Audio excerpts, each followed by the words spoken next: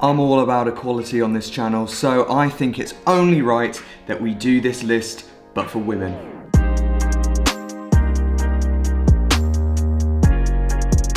What's happening, guys? It is Matt here from Sophisticated Obsession, and today we are going to be focusing on you ladies out there. This is a list that is going to be about what fragrances I think would really suit women, and also what fragrances I think that men would like to smell on their ladies. So this is going to be a Smackdown list like the list that I did last week. Now, if you have not done so already, definitely go and check out that last video that I did where I then found the most masculine city exclusive for you gents. So we have got 14 fragrances that I have put into this Smackdown tournament list. Each fragrance will go head to head with another fragrance and get knocked out. Then we will end up with the final fragrance of what I think is going to be the best city exclusive for you ladies. It's also worth pointing out that in round one, I will not be mentioning two fragrances because the maths just doesn't add up. So I will not be mentioning Vanille 44 from Paris and also Tabac 28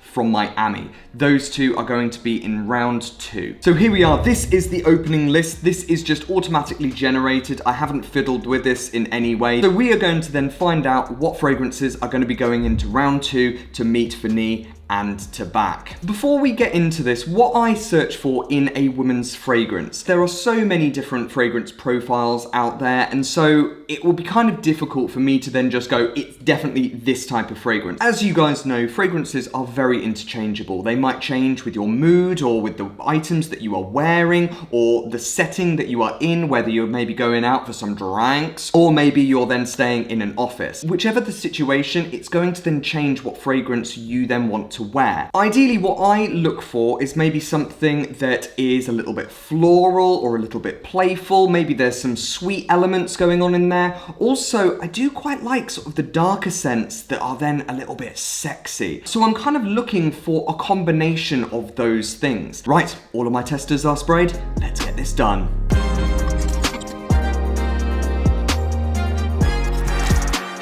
Okay, let's get into it. Round one. Yeah, I'm gonna start this off by saying that the two fragrances I'm really not too sure about how you pronounce are head to head. So yeah, this is not gonna be a great start, people. I'm gonna say that right now. This battle's gonna be fun. So to start off round one, we have got from Hong Kong, Bigarade, I think is how you pronounce it. Bigarade 18, and this is against Dubai's Cure, or Quer, or whatever that is. Bigarade has a really nice citrusy, soapy element going on about this. No wonder this is Hong Kong city exclusive. Very fresh, perfect for those humid days. Quer is just, it's very spicy, it's very dark, it's very intoxicating. It's a lovely fragrance, and it is a very, very unique fragrance. I just don't find it effeminate in any way. This is a pretty easy win. Hong Kong's Bigarade 18 goes through. Quer is just a very masculine scent. It's very strong, it's powerful, it's dominating. However, it does dry down really nicely and it does mellow a lot. Next up, ooh, this is gonna be interesting. So next up, we have Los Angeles Musk 25 against Bay Rose 26 from Chicago. Musk 25 has a dusty quality going on. The more that I spray this and the more that I smell it, the more it's developing. It's very musky, obviously by the name, but I do find that sometimes Le Labo strays from the name quite a lot. You maybe get like a burst of it at the start and you just get something completely different where you're like, wow, I really was not expecting that. Bay Rose is like a sexy, darker rose note with a bit of pepper thrown in there. Very sexy, very alluring. I think it's an easy win for Chicago here. I do think that women will like musk, but there is just something about it. I would like it to just be freshened up a little bit. Somebody did mention that there is civet in here. It's interesting, but it's just not to my taste. Next up, we come to San Francisco's Limette 37 against Gaiac 10 from Tokyo. Limette, absolutely beautiful. Beautiful citrus notes with a few sort of floral elements in here as well. It does have like more of a musky or like a woodsy undertone going on, which I think lends itself perfectly to being a unisex scent. Gaiac frustrates me so much because I want more of it. That being said, I can understand women wearing Gaiac of maybe like more of a minimalistic type of scent, a scent that doesn't quite draw too much attraction, but yet you enjoy it personally. What would I want to smell on a woman more though? Purely from a man's perspective of what I would then want to smell on a woman, I personally think that Limette gets it. Limette is just fresher, it's more open, it's brighter, it's got a little bit of sweetness in there, but it does have a few of those sort of darker elements to then latch onto the skin. Unfortunately with Gaiac, you could spray as much of it as you possibly want on your skin, but I just don't think that I would be able to then pick that up on your skin. Okay, next up we come to Benzwin 19 from Moscow against Tuberose 40 from New York. Tuberose is that very classic Neroli Portofino note. This is an accent, which it still baffles me of why this is New York City exclusive. Still got no clue. Very fresh, really, really citrusy. And again, I would say that it is unisex, where men could wear this just as much as women, but I think that that is probably why I appreciate it quite a lot. Yeah, Benzwin, it's just not a women's fragrance, is it? Very masculine, it's got a designer type of quality to it. It's a little bit spicy, a little bit peppery. At no point do I smell Moscow's scent and go, yep, that smells like a women's scent. Just no way. It's an easy win for Tuberose 40 from New York. Alrighty then. Next up, we come to Citron 28 from Sol, which is the newest addition to this City exclusive collection. And this is against Poivre 23 from London. I do feel harsh on some of these because some of these are so different, like the profiles are just polar opposites. Citron, obviously very citrusy, but it's got those lovely jasmine jammy notes that then just sweeten this up. It's also got some really, really nice musks in here. I will admit that from the review that I did of Citron, this does conjure up a lot of memories for me. So this does have more of like a personal meaning to me. Poivre is sexy and it's got those lovely pepper notes that I, for one, absolutely love. Between the two, I think that Citron has more of a feminine quality to it.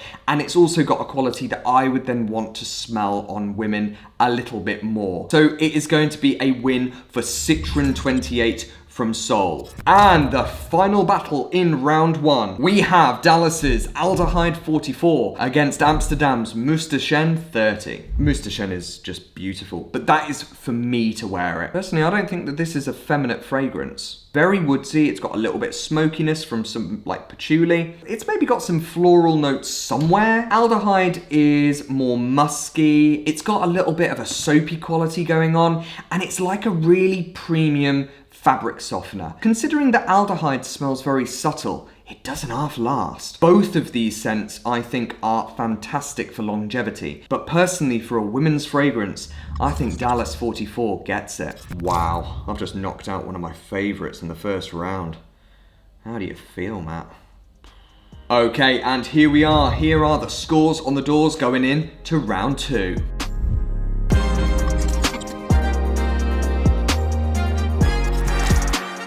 Okay, round two. Technically it's the quarterfinals, but two of these fragrances haven't actually competed yet. So first of all, let's come to Paris's Vanille 44 that was not in the last round, and this is against Hong Kong's Bigarade 18. Still can't pronounce it. I haven't got a clue. Sorry. Bigarade with that very strong soapy note. A little bit citrusy. Bigarade is so fresh. Is this smelling a little bit too soapy though? Vanilla's just got that about it. You know, like it's just very sexy and alluring. It's got those sweet sort of honeyfied notes coming at you. I would definitely enjoy sitting next to somebody who was wearing Vanille. Just those very honeyfied notes. There's a little bit of greenness in there just to sort of freshen it up a little bit. But it's just so sexy. Personally, for a fragrance that I would want to smell on a woman, I think this has to go to Paris's Vanille 44. So next up we come to Bay Rose 26 from Chicago against San Francisco's Limette 37. Limette got those beautiful citrus notes, really fresh, has like some of those sort of darker elements going on. Yep, I certainly could imagine a woman wearing this. Bay Rose, yeah, I could definitely imagine a woman wearing this. Very, very alluring. Very, very compelling, really dark and interesting and intoxicating. It's got a slight amount of pepper going on in there, which then just spices this up a little bit and just makes it pop a little bit more. Personally, I think that there can only be one winner, and that is Bay Rose Chicago. Next up to a fragrance that has not been mentioned in this competition yet. This is Tobac 28 from Miami against Tuberose 40 from New York. It's interesting, I thought that this was just gonna be a very easy win for New York. Smelling it now though, I'm not so sure. Tobac has a very sweet quality and it's got like a boozy quality going on about it, but it's also quite smoky. To be quite honest, I wouldn't be opposed to a woman wearing this, albeit I do think that the woman that is wearing this would have to be quite brave. You've got then on the opposite side, Tuberose, which is just so light and fresh and summery. It just reminds me of like the Amalfi Coast. This is a really tough one. What would I want to smell on a woman more? I think I'm gonna have to go for wearability. How often could you wear this scent? I personally think that Tuberose 40 from New York wins. I personally feel that Tobac is maybe a little bit darker and has a little bit more of a sexy quality that maybe would suit the evening or going out for some drinks a little bit more. And finally, to end round 2, we have got from Sol Citron 28, and this is against Aldehyde 44 from Dallas. What would I prefer more? Powdery or citrusy sweet? That powder note with that subtle fabric softener sort of smell. As soon as I picked up the blotting card, I smelt it instantly. It is very, very strong. The performance on this is fantastic. Citron 28 with that jasmine note, and it's really sort of jammy and intoxicating though. Personally, this pleases me to wear this on my own skin as much as smelling it on somebody else's. I think that is why it has got to go to Citron 28. Okay, and that is the end of round 2. So we can see the scores on the doors to see what fragrances have gone through to the semi-finals.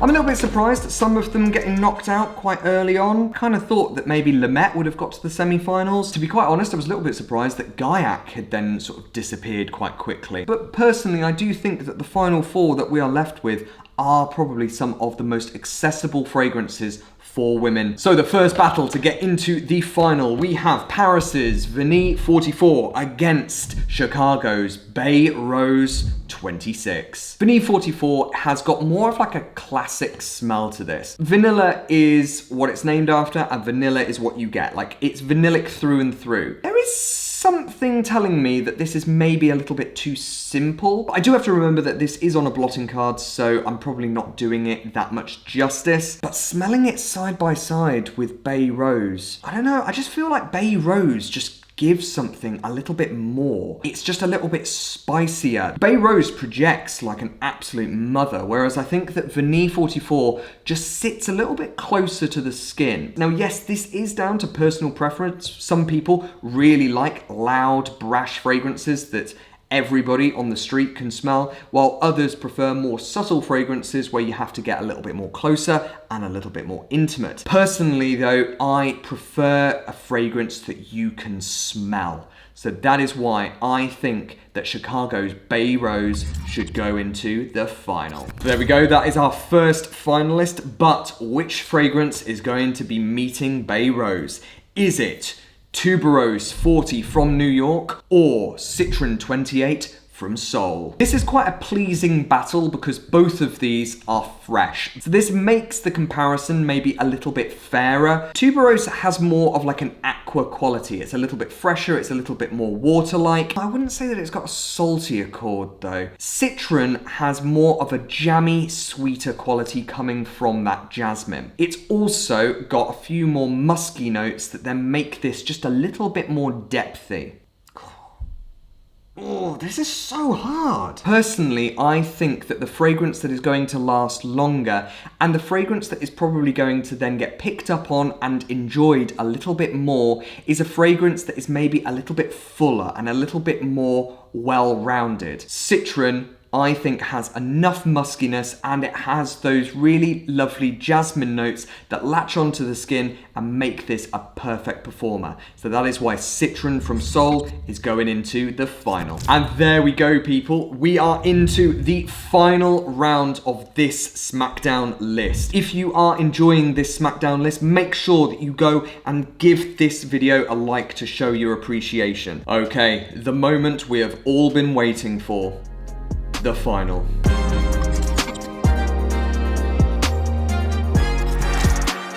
So the final of the Smackdown list is between Chicago's Bay Rose 26 and Citron 28 from Sol. I actually don't know. What would I think women would enjoy the most? Both of these, I would say, are incredibly accessible to women.